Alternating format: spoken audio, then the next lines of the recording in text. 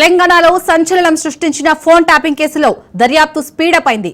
సాక్షుల statement record చేస్తున్న SIT ఇప్పటివరకు 10 మంది వాంగ్మూలాలను నమోదు చేశారు. కాగా ఈ కేసులో ప్రధాన నిందితుడు ఎస్ఐబి మాజీ చీఫ్ ప్రభాకర్ రావు, అదేవిధంగా ప్రణీత్ రావును సిట్ అధికారులు మరోసారి విచారించనున్నారు.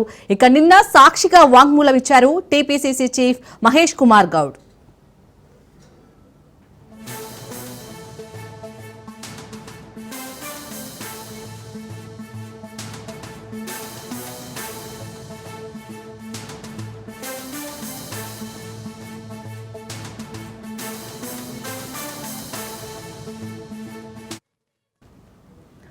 తెలంగాణలో సంచలనం సృష్టించిన ఫోన్ ట్యాపింగ్ కేసులో దర్యాప్తు స్పీడప్ అయింది.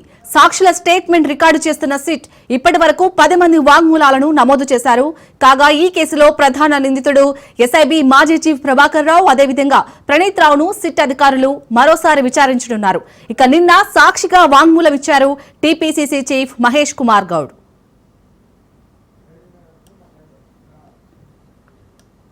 రైట్గా ఫోన్ ట్యాపింగ్ కేసులో అయితే ఇటు దర్యాప్తు స్పీడప్ చేశారు. దీనికి సంబంధించి పూర్తి అప్డేట్స్ మా ప్రతినిధి రత్నకుమార్ అందిస్తారు. రత్నకుమార్, ఈ రోజు అయితే ఇటు ఎస్ఐబి మాజీ చీఫ్ ప్రభాకర్ రావు అలాగే ప్రణీత్ రావును ఇటు సిట్ అధికారులు అయితే విచారించబోతున్నట్టుగా తెలుస్తోంది. అప్డేట్స్ ఏంటి? ఫోన్ టేపింగ్ కేసులో దర్యాప్తు వేగం పెంచారు సిట్ అధికారులు. ఇప్పటికే ఇందులో ఉన్నటువంటి ప్రధాన నిందితులతో పాటు ఎవరైతే తాము బాధితులమని గతంలో ఫిర్యాదులు ఇవ్వడం జరిగిందో వాళ్ళందరినీ ఒకసారి ఇన్వెస్టిగేషన్ జరుగుతున్నటువంటి జూబ్లీ హిల్స్ పోలీస్ స్టేషన్కు పిలిచి వారి దగ్గర నుంచి స్టేట్మెంట్లను రికార్డ్ చేస్తూ ఉన్నారు. నిన్న స్టేట్మెంట్లు రికార్డ్ చేయడంలో భాగంగా టీపీసీసీ చీఫ్ మహేష్ కుమార్ గౌడ్ను 1 గంట పాటు ఆయన దగ్గర నుంచి స్టేట్మెంట్ రికార్డ్ చేయడం జరిగింది. ఆ తర్వాత గద్వాల మాజీ జెడ్పీ చైర్పర్సన్ సరిత వీళ్ళిద్దరి యొక్క స్టేట్మెంట్లను కూడా తీసుకున్నారు. గత ఎన్నికల సందర్భంలో వాళ్ళ ఫోన్లు ట్యాప్ అయినటువంటి విషయాన్ని పలు పోలీస్ స్టేషన్లలో ఫిర్యాదు చేసినటువంటి నేపథ్యంలోనే వాటన్నిటిని కూడా పరిశీలించి ఆ తర్వాత నిందితులందరినీ కూడా ఇన్వెస్టిగేషన్ చేసిన తర్వాత వచ్చినటువంటి సమాచారాన్ని బట్టి కొంతమంది ఎవరైతే గతంలో ఫిర్యాదు చేసినటువంటి బాధితులు ఉన్నారో తాము ఆ ఫోన్ ట్యాపింగ్ను ఎదుర్కొన్నామన్నటువంటి విషయాలన్నింటినీ పోలీసులకు తెలియజేశారు. సో వాళ్ళందరినీ కూడా పిలిచి స్టేట్మెంట్ రికార్డ్ చేస్తూ ఉన్నారు. నిన్న ఇద్దరిని పిలిచి స్టేట్మెంట్ రికార్డ్ చేయడం జరిగింది. ఇక నిన్న సాయంత్రం బీజేపీ ఎంపీలు ధర్మపురి అరవింద్ అలాగే ఈటెల రాజేందర్తో పాటు బీజేపీ ఎమ్మెల్యే రఘునందన్ రావుకు కూడా ఒక నోటీసులు ఇవ్వడం జరిగింది. వాళ్ళని ఇమీడియట్గా ఇవాళ వచ్చి స్టేట్మెంట్లను ఇవ్వాల్సిందిగా కూడా పోలీసులు కోరారు. ఇన్వెస్టిగేషన్ టీం తెలియజేసిన ప్రకారం మరికొద్దిసేపట్లోనే ఇటు బీజేపీ ఎంపీలు ధర్మపురి అరవింద్ అలాగే ఈటెల రాజేందర్, రఘునందన్ రావు వీళ్ళందరూ కూడా వచ్చి సిట్ ఇన్వెస్టిగేషన్ టీం ముందు తమ యొక్క సాక్ష్యాన్ని తెలియజేస్తారన్నటువంటి సమాచారం అయితే అందుతుంది.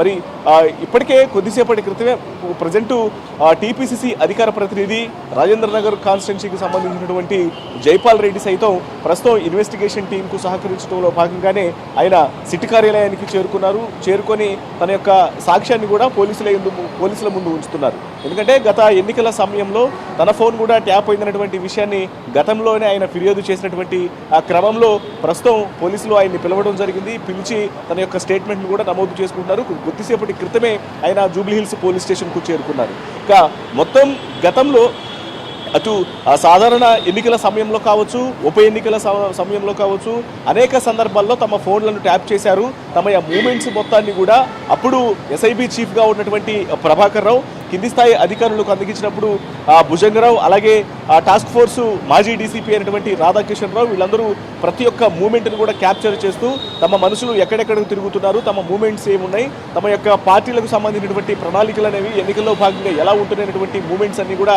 క్యాప్చర్ చేసినటువంటి కుట్ర పన్నారు తమ మీద అనేటువంటి ఆరోపణలు చేస్తూ వాళ్ళు పోలీస్ స్టేషన్లలో ఫిర్యాదు చేశారు. సో వీటన్నింటినీ దృష్టిలో పెట్టుకొని ఇప్పుడు అప్పటికే కేసు నమోదైన తర్వాత పలుసార్లు విచారించడం జరిగింది. మరోవైపున మనం ఒకసారి విజువల్స్లో చూడొచ్చు. కొద్దిసేపు ఇప్పుడే ప్రణీత్ రావు ఈ కేసు విచారణలో భాగంగా ప్రధాన నిందితుడిగా ఉన్నటువంటి ప్రణీత్ రావు ఇప్పుడే ఇటు జూబ్లీ హిల్స్ సిట్ కార్యాలయానికి చేరుకున్నారు. సిట్ కార్యాలయానికి చేరుకుని ఆయన విచారణలో పాల్గొంటున్నారు. సో ఈ కేసులో ప్రధానంగా ఉన్నటువంటి వ్యక్తి ప్రణీత్ రావు. ఎప్పుడైతే ఫోన్ ట్యాపింగ్ కేసు అనేది నమోదైందో, ఫోన్ ట్యాపింగ్ కేసు నమోదైన తర్వాత ఇందులో మొట్టమొదటిసారి అరెస్ట్ కాబడినటువంటి వ్యక్తి ప్రణీత్ రావు. సో ప్రణీత్ రావు యొక్క అరెస్టుతోనే కింది స్థాయిలో ఉన్నటువంటి అధికారులు కావచ్చు, అసలు ఫోన్ ట్యాపింగ్ వ్యవహారానికి సంబంధించినటువంటి పూర్తి వివరాలన్నీ కూడా ప్రణీత్ రావు ద్వారానే బయటకు వచ్చాయి. కాబట్టి ప్రణీత్ రావును మొట్టమొదటిసారి అదుపులోకి తీసుకొని విచారించిన తర్వాత అందులో ఎవరెవరు ఇన్వాల్వ్ అయ్యి ఉన్నటువంటి టోటల్ డీటెయిల్స్ అన్ని కూడా ప్రణీత్ రావు ద్వారానే తెలిసాయి. మరోవైపు ఎప్పుడైతే ప్రణీత్ రావును అదుపులోకి తీసుకున్న తర్వాతనే భుజంగరావుని, తిరుపతనను, అలాగే టాస్క్ ఫోర్స్ మాజీ డీసీపీ అయినటువంటి రాధాకిషన్ రావును కూడా అదుపులోకి తీసుకొని విచారించడం జరిగింది. వీళ్ళందరూ జైలుకు వెళ్లారు, ఆ తర్వాత అరెస్ట్ కాబట్టి తర్వాత కస్టడీకి తీసుకొని విచారణలు కూడా చేశారు. సో ఇప్పుడు మాజీ ఎస్ఐబి చీఫ్ అయినటువంటి ప్రభాకర్ రావును విచారించిన తర్వాత వాళ్ళు ఇచ్చినటువంటి స్టేట్మెంట్, ఆయన ఇచ్చినటువంటి వివరణను దృష్టిలో పెట్టుకొని, అలాగే మరోవైపున ప్రణీత్ రావు ఇచ్చినటువంటి స్టేట్మెంట్లను, సో వీటన్నిటిని కూడా కలిపి విచారణలు చేస్తున్నారు. ఇప్పటికే ప్రభాకర్ రావును ఎస్ఐబి, ఇందులో A1గా ఉన్నటువంటి ఎస్ఐబి మాజీ చీఫ్ ప్రభాకర్ రావును 3 సార్లు విచారించారు. ఇవాళ మరొకసారి ఆయన విచారణకు రాబోతున్నటువంటి సమాచారం అందుతోంది. అలాగే జైలుకు వెళ్ళొచ్చిన తర్వాత, రిమాండ్లో ఉన్న తర్వాత ఇటీవలనే బెయిల్ మీద రిలీజ్ అయినటువంటి ప్రణీత్ రావును ఇప్పటికే 2 సార్లు జైలు నుంచి వచ్చిన అనంతరం కూడా విచారించడం జరిగింది. ఇప్పుడు మరొకసారి విచారణ చేస్తున్నారు ఈ ఫోన్ ట్యాపింగ్ కేసులోనే. ఎందుకంటే ఎప్పుడైతే ఫోన్ ట్యాపింగ్ సంబంధించినటువంటి కేసు నమోదైన తర్వాత ఎన్నికల ఫలితాలు వచ్చిన వెంటనే హార్డ్ డిస్క్లను ధ్వంసం చేయడంలో కీలక పాత్ర పోషించినటువంటి వ్యక్తి, కింది స్థాయి అధికారిగా, అప్పుడు డిఎస్పీగా ఎస్ఐబిలో కీలకంగా పనిచేసినటువంటి వ్యక్తి ప్రణీత్ రావు. సో ఇప్పుడు అతను పాత్ర అనేది చాలా కీలకంగా ఉన్న నేపథ్యంలోనే గ్రౌండ్ లెవెల్లో తను టీం మొత్తాన్ని కూడా ఏ రకంగా మ్యానిపులేట్ చేస్తూ వ్యవస్థ మొత్తాన్ని కూడా ఫోన్ ట్యాపింగ్ కోసం ఉపయోగించాడు అనేది కీలక సమాచారం అంతా కూడా ప్రణీత్ రావు దగ్గరే ఉంటుంది. సో ఇక అందులో భాగంగానే ఇప్పుడు అనేక సార్లు ప్రస్తుతం ప్రణీత్ రావును విచారించడం జరుగుతుంది.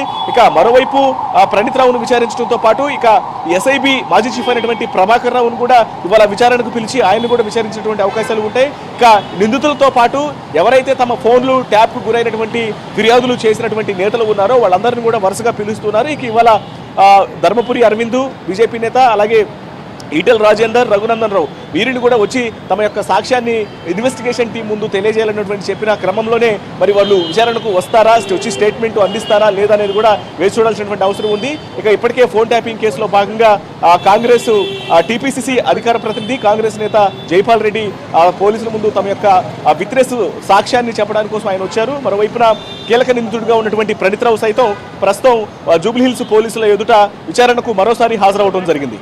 రత్నకుమార్, మరి ఈ రోజు అయితే ప్రభాకర్ రావు ఇటు ప్రణీత్ రావు ఇద్దరిని కలిసి విచారించే అవకాశం ఉందా? ఎందుకంటే ఇప్పటికే సాక్షుల స్టేట్మెంట్ అయితే రికార్డ్ చేస్తున్నారు సిట్ అధికారులు. వాటిని బేస్ చేసుకుని అంటే ముందు పెట్టి క్వశ్చన్స్ అడిగే ఛాన్స్ ఉందా? ఖచ్చితంగా. ఎందుకంటే ఇప్పటి వరకు ప్రభాకర్ రావును, ప్రణీత్ రావును వేరువారుగా విచారించారు. ఎందుకంటే మొదట కీలకంగా ప్రభాకర్ రావు పేరు అనేది బయటికి రావడానికి మెయిన్ ప్రధానమైనటువంటి కారణం ప్రణీత్ రావుని ఎప్పుడైతే గత సంవత్సరం మార్చిలో మొట్టమొదటిసారి ఎస్ఐబిలో పనిచేస్తున్నటువంటి ఒక అధికారి ఇచ్చినటువంటి ఫిర్యాదు తర్వాత గత ప్రభుత్వాల హయాంలో ఫోన్లు ట్యాప్కు గురయ్యాయి, ప్రస్తుతం ఉన్నటువంటి ముఖ్యమంత్రి కుటుంబ సభ్యుల దగ్గర నుంచి కీలక నేతలు అందరి ఫోన్లను కూడా ట్యాప్ చేశారన్నటువంటి విషయాలకు సంబంధించినటువంటి ఎవిడెన్స్తో సహా కంప్లైంట్ రైజ్ అయినప్పుడు మొట్టమొదటిసారిగా అరెస్ట్ కాబడినటువంటి వ్యక్తి ప్రణీత్ రావు అరెస్టుతోనే ఎవరెవరైతే ఫోన్ ట్యాపింగ్లో ఇన్వాల్వ్ అయి ఉన్నారో ఆ నేతల ఆ యొక్క అధికారుల పేర్లందరూ కూడా బయటకు వచ్చిన తర్వాత ఇందులో ప్రధానమైనటువంటి వ్యక్తి, వ్యవస్థ మొత్తాన్ని కూడా నడిపించినటువంటి వ్యక్తి ప్రభాకర్ రావు, ఎస్ఐబి మాజీ చీఫ్ అనే విషయం బయటపడింది. కాబట్టి అసలు ప్రభాకర్ రావు వ్యవస్థను ఏ రకంగా ఉపయోగించుకున్నాడు, అలాగే ప్రణీత్ రావు ప్రభాకర్ రావు డైరెక్షన్లో ఏ రకంగా పనిచేశాడు, ఈ డీటెయిల్స్ అన్నింటిని కూడా ఇండివిజువల్గా విచారణ చేసి ఇప్పటి వరకు కూడా ఐడెంటిఫై చేయడం జరిగింది. వారి దగ్గర నుంచి సమాచారాన్ని తీసుకున్నారు, వారి యొక్క స్టేట్మెంట్లను కూడా రికార్డ్ చేశారు. ఇక ఇప్పుడు ఇద్దరిని కలిపి విచారించేటువంటి అవకాశాలు ఉన్నాయి. కలిపి విచారిస్తున్నటువంటి సందర్భంలోనే ఎవరు ఏ స్టేట్మెంట్ ఇస్తున్నారు, కలిసి పనిచేయడానికి సంబంధించినటువంటి వ్యవహారాల్లో అసలు వీళ్ళు వ్యవస్థను ఏ రకంగా ముందుకు తీసుకెళ్లారు. ఎందుకంటే చీఫ్గా ఆ రోజు ప్రభాకర్ రావు ఏ రకంగా నడిపించాడు, అలాగే కింది స్థాయి అధికారిగా డిఎస్పీగా పనిచేసినటువంటి ఎస్ఐబి మాజీ డిఎస్పీ ప్రణీత్ రావు వ్యవస్థ మొత్తాన్ని కూడా ఏ రకంగా ఉపయోగించుకున్నాడు అనేది పూర్తిగా 1-to-1 ఇద్దరిని కలిపి విచారించినప్పుడు మరింత సమాచారం కూడా తెలుసుకున్నటువంటి అవకాశం ఉంది. కాబట్టి ఇక అందులో భాగంగా ఇద్దరిని కూడా కలిపి విచారించినటువంటి అవకాశాలు అయితే మాత్రం చాలా స్పష్టంగా కనిపిస్తున్నాయి. ఇక కొద్దిసేపటి క్రితమే ప్రణీత్ రావు జూబ్లీహిల్స్ సిటీ కార్యాలయానికి చేరుకున్నారు. ఇక ప్రభాకర్ రావు కూడా వస్తే వాళ్ళిద్దరిని కూడా కలిపి విచారించే అవకాశాలు ఉంటాయి. Right, thank you Ratnakumar.